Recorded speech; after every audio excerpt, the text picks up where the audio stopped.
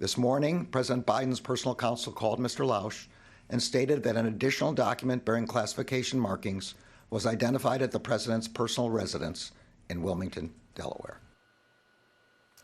Well, that was Attorney General Merrick Garland confirming a third batch of classified documents were found in President Biden's Delaware home. Former U.S. Attorney Robert Hur appointed as the special counsel to oversee this investigation. Joining me right now is North Carolina Congressman, House Ways and Means Committee member, and GOP Doctors Caucus co-chairman Greg Murphy. Congressman, it's wonderful to see you this morning. Thanks very much for being here. What's your reaction to all of this? Well, it's kind of sad and hypocritical, to be very honest with you. The Democrats have always done it's okay for thee, but not for me, or vice versa, me and not thee.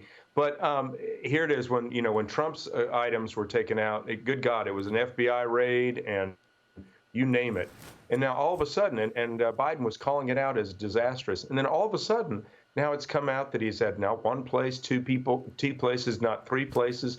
Was the garage secured? Could Hunter Biden have had access to these?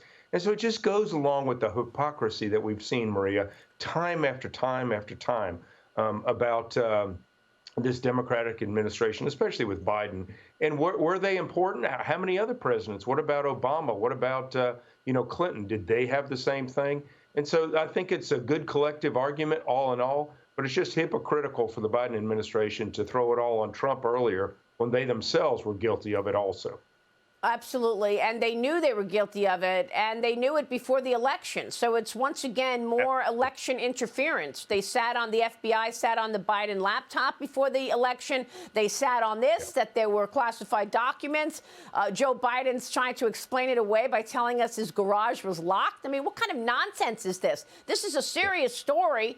Congressman, people are sick and tired of this, and we know that this all started back in 2015 with the whole Russia collusion lie. Elon Musk dumped part 14 of the Twitter files yesterday, revealing that top Democrats denounced reports about flaws in the Trump-Russia investigation.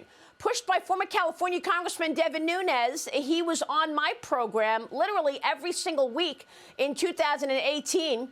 And he said it was, quote, boosted by, they said it was boosted by Russian bots and trolls, which was not true at all.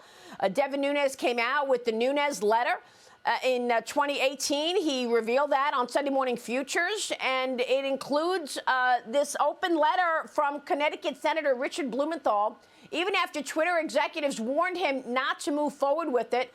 What are your thoughts on what we're hearing now? They attacked Devin Nunes for telling the truth. I was also attacked, by the way, for having him on the show and saying that the Russia collusion story was a lie.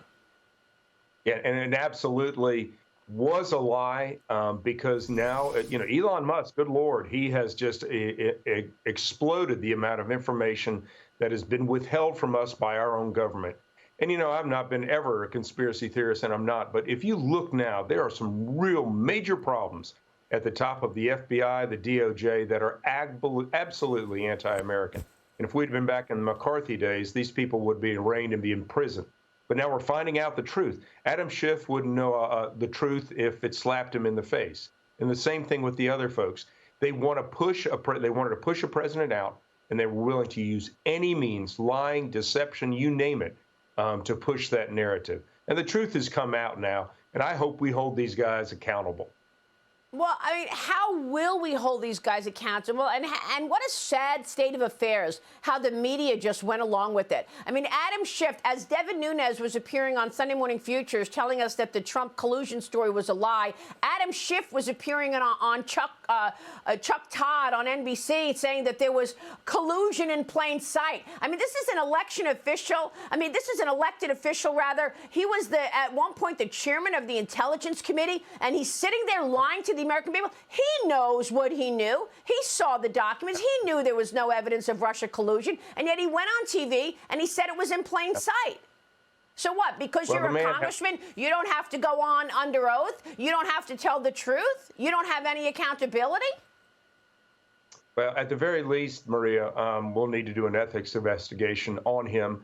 And then the true light's brought forth. And whether he gets kicked out of Congress or reprimanded or what, you should not be able to lie in Congress. I mean, it's just It's a basic fact. It's something that goes back to the American people having faith in our system. And Adam Schiff and Swalwell and all these guys who would literally lie just to push their narrative rather than actually be truthful with the American public is absolutely disgusting.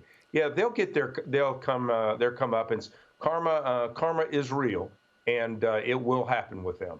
So, I mean, should anybody be surprised that people were questioning the 2020 election? It was the FBI who told us that it was the safest election in all of history. Yeah. And that's what's problematic about it, Maria. You know, you sit there and you have these venerable institutions. You know, I've been a physician for greater than 30 years.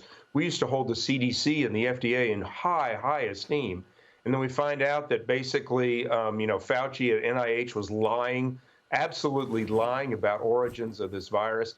And it has shaken America to its core. All these institutions that we held in such high esteem, now we're finding out were fraudulent, lying to push a narrative. It is very, very disheartening to this experiment in democracy that we're partaking. And the most extreme, just stunning part of it is the media. I mean, you would think that the media would push for truth. There was another thing that I and this program and Fox News got attacked for, basically showing that all of the, circumstantial evidence leads to the fact that it was a leak from the Wuhan lab. I mean, Congressman, it's just, I'm really, I think the American people have a lot of hope that you and your colleagues will hold these people accountable for this, all of this misinformation. And then this administration has the nerve, the gall to come out with a misinformation governance bureau.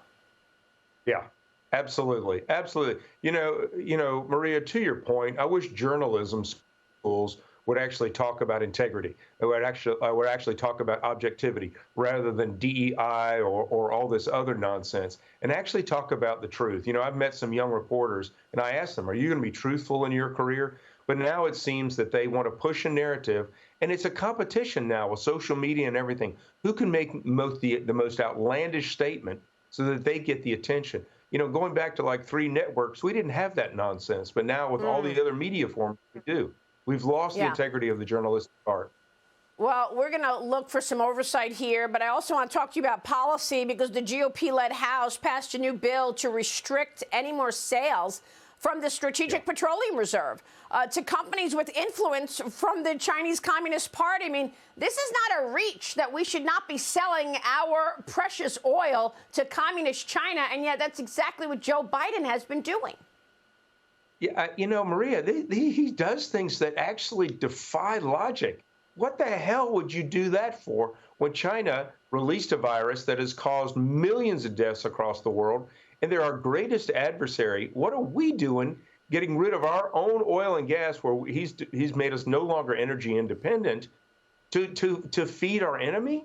I mean, what the hell? Where does that come from? And I couldn't believe some Democrats voted against that yesterday. That was amazing, quite telling.